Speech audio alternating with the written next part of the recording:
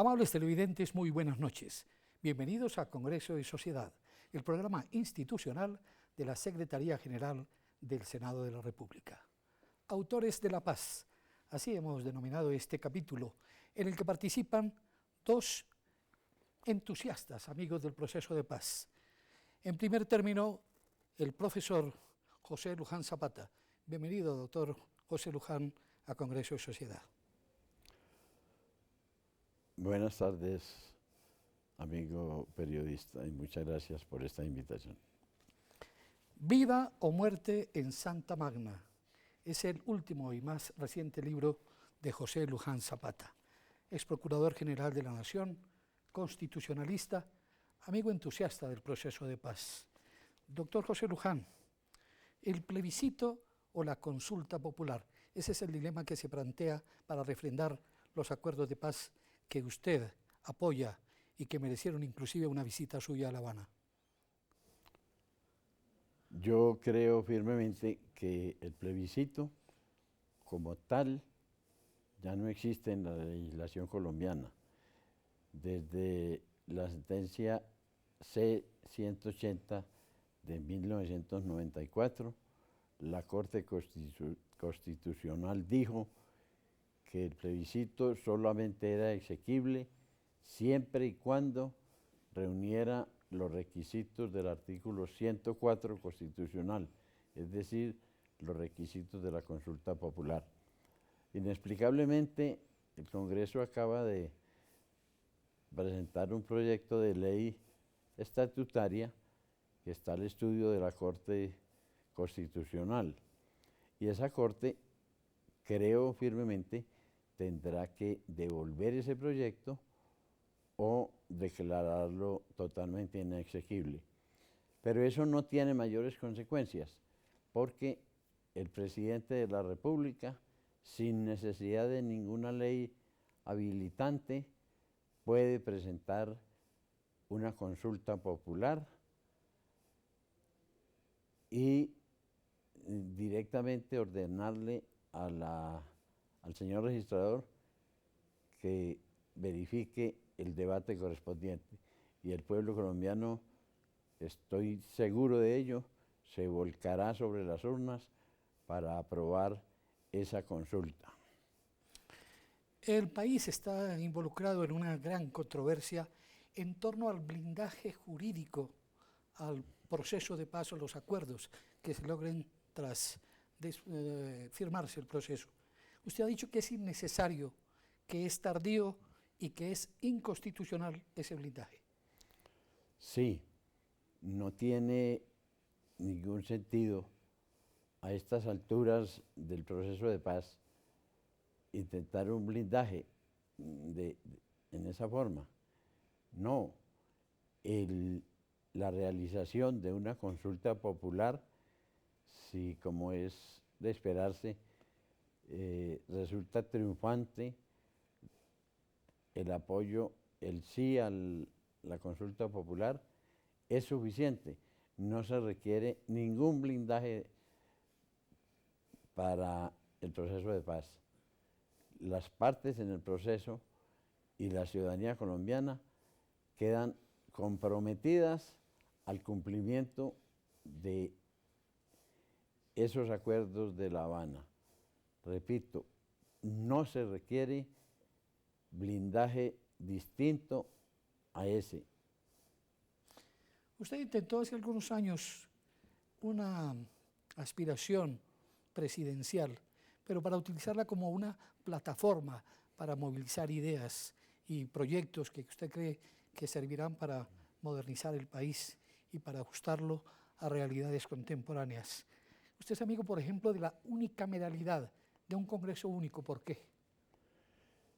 Yo creo que Colombia, nuestra patria, está en mora de afiliarse o de entrar a formar parte de casi un 70% de los países del mundo que hoy tienen Congreso unicameral. Congreso de dos cámaras ya no le quedan sino a 5 o 6 países muy ricos donde sobra el dinero oficial, como Estados Unidos, Rusia, Inglaterra, desde luego, España, Francia y además Italia. Pero Italia, todos sabemos, ya está a un mes de aprobar en tercer debate la supresión del Senado y entrar a funcionar como Alemania con una sola cámara. Esos países, Alemania, desde sus orígenes, entendió Alemania que un Congreso unicameral es lo moderno, lo conveniente, lo funcional para cualquier país. Pero repito, solamente 5 o 6 países ricos y unos 40 pequeños países islas, tienen Congreso de 2 cámaras. Eso es muy costoso. La economía moderna ya no resiste congresos bicamerales. Afortunadamente en Colombia, donde el tema ha vivido descaecido, solamente este modesto ciudadano desde hace 25 años viene insistiendo en ese tema. Pero afortunadamente hace mes y medio, el actual presidente del Senado colombiano habló de la Cámara Única y se mostró partidario de dicha institución. Ojalá que se le escuche. Y de todas maneras, como ciudadanos, tenemos que exigirle a los próximos candidatos presidenciales que se pronuncien sobre la conveniencia de la Cámara Única para Colombia. Vida o muerte en Santa Magna, una primorosa edición del libro de José Luján Zapata, dedicado al Papa Francisco, homenaje a su inteligencia, su humanismo y su lucha por la paz y el acercamiento entre los pueblos. ¿Cuál es su opinión sobre el Papa Francisco? Yo creo que el Papa Francisco es el primer humanista que tiene el mundo contemporáneo. Su lucha por la paz, por el acercamiento entre los pueblos, que culminó nada menos que con el acercamiento entre Cuba y Estados Unidos, y que se manifiesta en muchas otras actuaciones, merece el reconocimiento del mundo, y lo tiene desde luego, pero yo lo traigo en la carátula de mi libro, no solamente porque la obra está dedicada a él, sino porque lo menciono especialmente en varias partes del libro. ¿Qué otros temas trata su libro, José?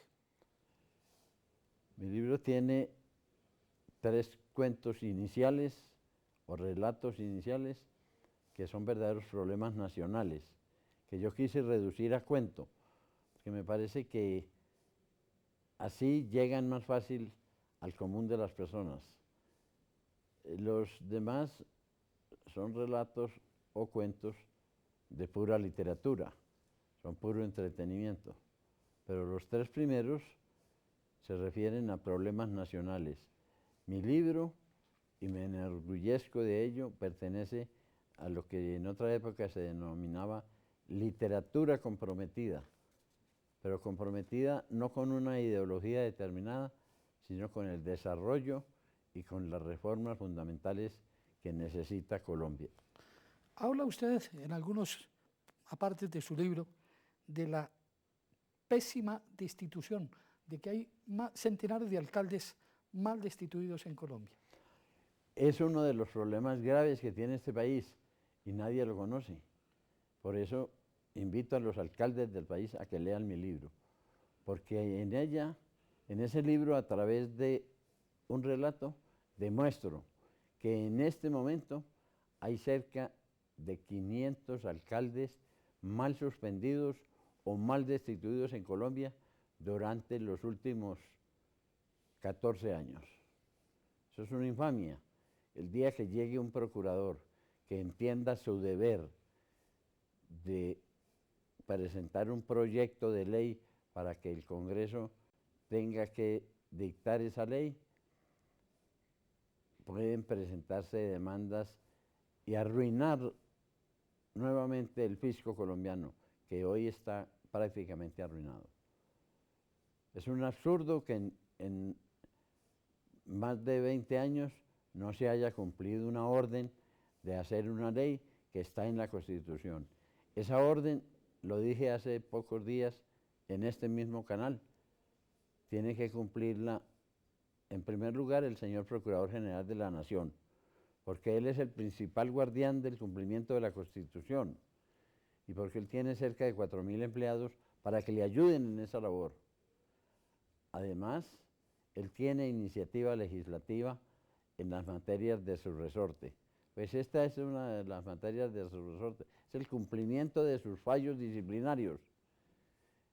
Y tengan en cuenta ustedes, todo alcalde que sea suspendido o destituido en Colombia antes de la expedición de esa ley podrá demandar posteriormente. Destacados juristas colombianos que figuran en mi libro han dicho que tengo razón en esa tesis. Es una vergüenza que Colombia tenga hoy cerca de 500 alcaldes mal suspendidos o mal destituidos. Finalmente, doctor José Luján Zapata, desde su óptica de constitucionalista, ¿cuál es el mecanismo idóneo para refrendar los acuerdos de paz? El mecanismo, ya lo insinué al comienzo de esta entrevista, tiene que ser la consulta popular. Lo vengo diciendo hace 4 años y ya se acepta generalmente. Algunos confunden consulta popular con plebiscito, pero son figuras absolutamente distintas. En eso hay una confusión. Se aclara teniendo en cuenta que el plebiscito apenas está mencionado en el artículo 103 de la Constitución y se deja toda su reglamentación a la ley. En cambio, la consulta popular está íntegramente reglamentada en el artículo 104 de la Constitución. Y algo muy importante, algo que es necesario tener en cuenta para tranquilidad de los amigos y los enemigos del proceso de paz. La consulta popular no exige umbral. La decisión la toma el pueblo por mitad más uno de los votantes. Si se tratara de un plebiscito, si fuéramos a referendar el acuerdo con la guerrilla, con un plebiscito, ese plebiscito sí podía tener un umbral del 14% o que fije la ley, pero como se trata de una consulta popular cuyos requisitos están íntegramente reglamentados en la Constitución, pues no puede venir la ley a fijarle límites electorales a un artículo que le da es una facultad al presidente de la República para que con el visto bueno de sus ministros y del Senado de la República y del pueblo soberano tome las decisiones que considere acertadas para bien del país. Una visión jurídica sobre el proceso de paz y su constitucionalidad con el profesor y ex Procurador General de la Nación, José Luján Zapata. ¿Sabe usted quién puede presentar proyectos para que se conviertan en ley? En Colombia pueden presentar proyectos de ley los senadores y representantes a la Cámara, los ministros, las altas cortes, entre otros altos funcionarios del Estado, quienes poseen iniciativa legislativa. También la iniciativa legislativa es un mecanismo de participación que faculta a los ciudadanos, a concejales o diputados del país a presentar proyectos de ley o de reforma a la Constitución. Para presentar una iniciativa popular por parte de los ciudadanos se debe elegir un comité promotor de la propuesta e inscribir la solicitud. Luego se debe recolectar un número de firmas válidas igual o superior al 5% del censo electoral. Si se cumplen estos requisitos, la registraduría expedirá la certificación. Con esto, el proyecto de ley o de reforma a la Constitución podrá ser radicado en las secretarías del Congreso y deberá iniciar su trámite con mensaje de urgencia para que tenga prioridad sobre los demás proyectos. Encuentra más información en nuestro portal web.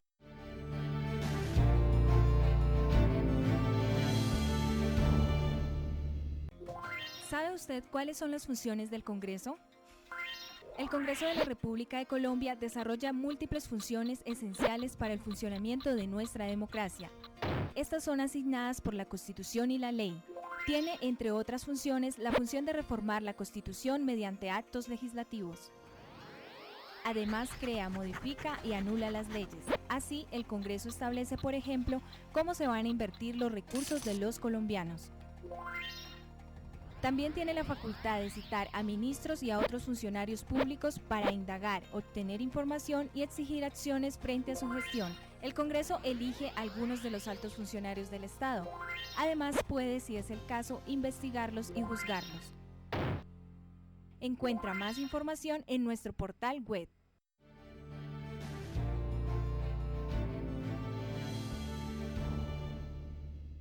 ¿Sabe usted cómo se hacen las leyes en Colombia? Según la Constitución y la Ley Quinta de 1992, estas pueden ser estatutarias, orgánicas y ordinarias. El procedimiento se puede dividir en 3 partes: iniciativa, debates y sanción. ¿Quiénes pueden presentarlas? Cualquier congresista, algunos altos funcionarios del Estado y los ciudadanos a través de la iniciativa popular. Después de presentado el proyecto de ley, este debe superar 4 debates en el Congreso. Estos debates inician en una de las comisiones de acuerdo a la temática del proyecto de ley. Luego pasa a ser debatido y votado en la plenaria de la respectiva Cámara. Posteriormente, el procedimiento de debate se repite en la otra Cámara. Al ser aprobado en los 4 debates, el proyecto de ley debe ser sancionado por el presidente para que entre en vigencia y se convierta en ley de la República. Encuentra más información en nuestro portal web.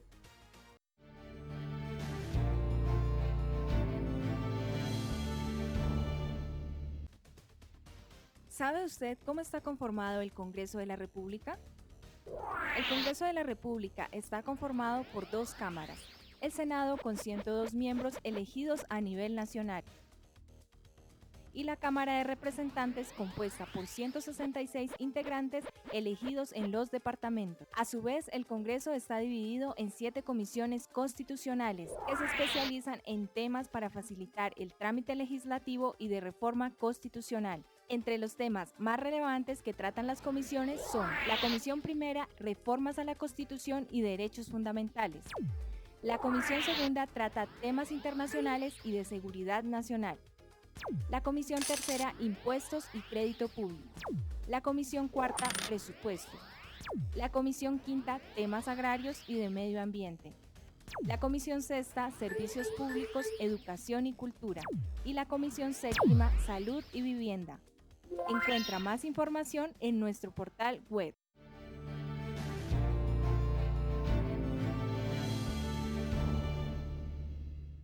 De nuevo aquí en Congreso y Sociedad con uno de nuestros autores de la paz, Arcelio Blanco, un cálido y viejo amigo, autor de la novela Laberintos de la Duda. Él es un romántico, un enamorado de la paz, un hombre con mucha conciencia social. Arcelio, esta novela autobiográfica suya tiene contenidos políticos, filosóficos, y allá, como trasfondo, siempre el amor. Cuéntenos de esta obra. Bueno, resumirla es difícil, pero trataré de hacerlo un poco. Como lo acabas de decir, tiene esos contenidos, yo diría que en el orden sería amor, política y paz. Sin duda que es una novela pacifista que no fue, digamos, propuesta. Después de leerla me doy cuenta que el personaje principal ahí, Clodomiro Correa, es un pacifista, sin duda alguna. Y aparece pues en el año que esperamos que sea de la paz.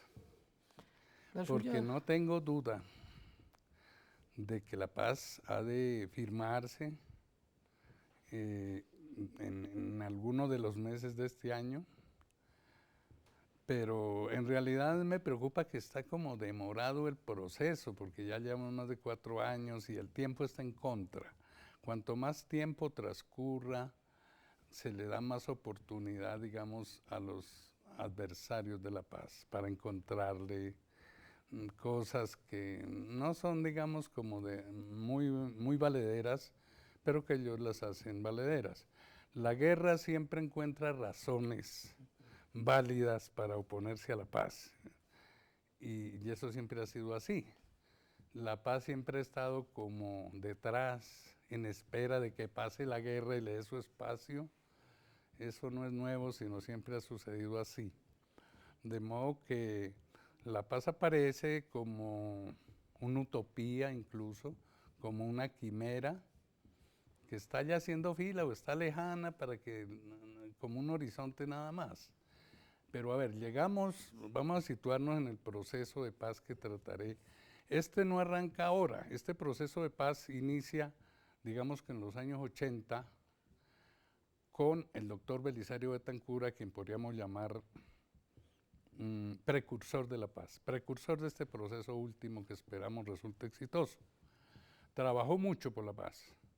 Yo diría que no menos, que me perdone el doctor Santos, pero por el enfoque inicial que le dio y las negociaciones que llevó a cabo y la generosidad con que trató para que se desmovilizaran las guerrillas. Lamentablemente él no pudo hacerlo, pero fue un predecesor que siempre facilitó las cosas al doctor Barco, que en paz descanse y muy bien, que vino a realizar ese proceso con el M-19 y otros grupos, como bien se sabe, de manera exitosa. Entonces, de ahí tendríamos que arrancar que la paz no empieza con Santos, ni con Uribe. Bien, está un poquito más atrás, de modo que hay que reconocer eso, y ahí sí tendríamos que dar como un saltico a Uribe, y a la situación que creó, pero no tanto, porque Pastrana, de todas maneras, tuvo un enfoque de paz, tengámoslo en cuenta, de paz negociada, a cuyo propósito las FARC no colaboraron.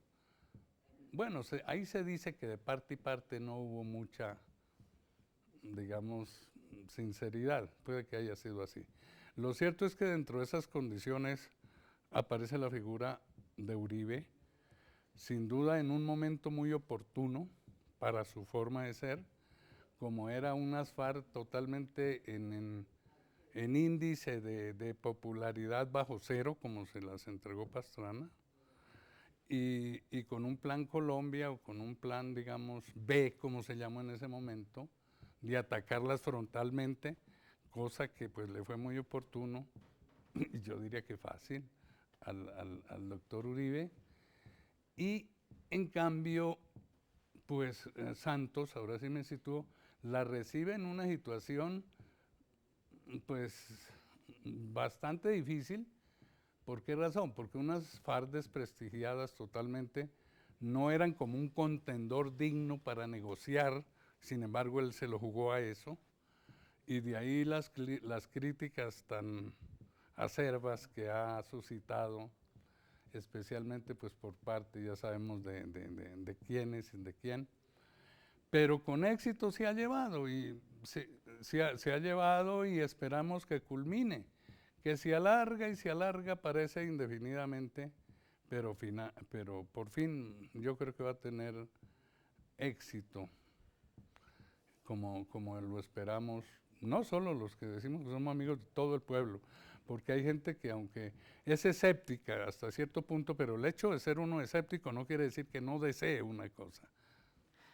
Bueno, no he tenido mucha oportunidad de preguntarte, pero vamos a hablar de Clodomiro Correa, Bueno. el protagonista de tu novela, que se confunde contigo mismo, con tu propia experiencia. Sí, y es difícil. Tú en alguna época militaste en el M-19, hiciste un tránsito también hacia la institucionalidad y fruto de todas estas experiencias es esta obra. Sí, de algún modo, claro, y es muy puntual. Es un tema, digamos que siempre fue recurrente porque tengo escritas otras obras que hubiera preferido publicarlas primero, pero esta era una cosa que todos los días, bueno, pasaban periodos incluso largos en que me olvidaba, como que tenía que abandonarla, como que no era lo conveniente, por varias razones. Pero finalmente hace unos 2 años lo tomé pues como en serio. Y era algo que ya que no era como un sueño, sino como un lastre que llevaba, o casi como una pesadilla. Tenía que salir de esos personajes para poder pensar en otras obras. Y lo más difícil es precisamente escribir sobre uno mismo. Yo creía que era al contrario, pero las experiencias que he tenido es esa. Cuando uno habla de sí mismo se quiere tratar con mucho cuidado o a veces flagelarse. Hay una cantidad de situaciones que no es lo mismo hablar de otros personajes, y aquí en este caso tan concreto, donde hay unos compromisos de tipo político principalmente, que hay que ser cuidadoso al decirlos. Y sí, por varias razones no era la primera novela que yo quería que publicara, pero pues las situaciones se dieron de ese modo y sí, a ver, pues militancia propiamente no. Como en la novela se entiende leyéndola cuál fue, digamos, la tangencia o en un momento dado la interacción que hubo con personajes del M-19 ahí. Pues ahí es donde volvemos que la novela es pacifista, porque lo miro en una persona que sentía, digamos, a una guerrillera con una familiaridad igual, le habla, le siente, que al compañero sargento o al superior capitán los trata él se compenetra con ellos igual y nunca piensa que son enemigos. En eso es soñador, porque acaba de hablar con el capitán y se habla con la guerrillera y a los dos les habla con igual afecto y no fingido. Es una mezcla pues que ahí se encuentra. Entonces, en el fondo lo que es un enorme pacifista. Usted tiene unas opiniones muy puntuales sobre hechos, episodios de este proceso de paz. Me hablaba de algo que me llamó poderosamente la atención, sobre impunidad y elegibilidad de los jefes guerrilleros a las corporaciones públicas. Ah, sí, esa situación pues es la que precisamente son dos puntos en la cual enfatizan mucho los opositores. Y pues no sé hasta qué punto realmente corresponda a una intención de convencimiento político, ético, verdadero, o si apenas sean como estrategias para, no digo sabotear, para alterar el proceso. Porque en realidad si vamos, por ejemplo, a lo de la elegibilidad, yo no veo por qué el doctor Uribe le tema a que unos guerrilleros totalmente desprestigiados tengan, digamos, una capacidad política para elegir y ser elegidos. No tienen que tener ningún temor. Él es un hombre tan valiente, no creo que sea de los que matan el tigre y se asustan con el cuero, como parece serlo ahí. Entonces, él no tiene por qué temerle. Ahora, otra cosa que siempre han convertido en cliché o en eslogan, que tiene su contenido de falsedad, por qué no decirlo, es que se les va a entregar, se le está entregando el país a las FARC.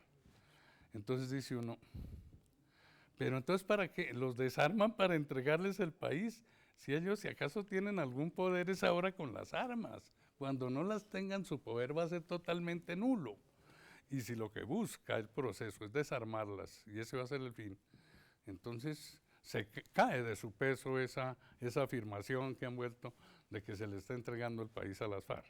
Muchas gracias por su presencia en Congreso y Sociedad, Arcelio Blanco. José Luján Zapata y Arcelio Blanco, dos autores por la paz, pasaron aquí por Congreso y Sociedad. A ustedes, amables televidentes, los invitamos a contactarnos a través de nuestras redes sociales. Los esperamos aquí, en Congreso y Sociedad, en un próximo.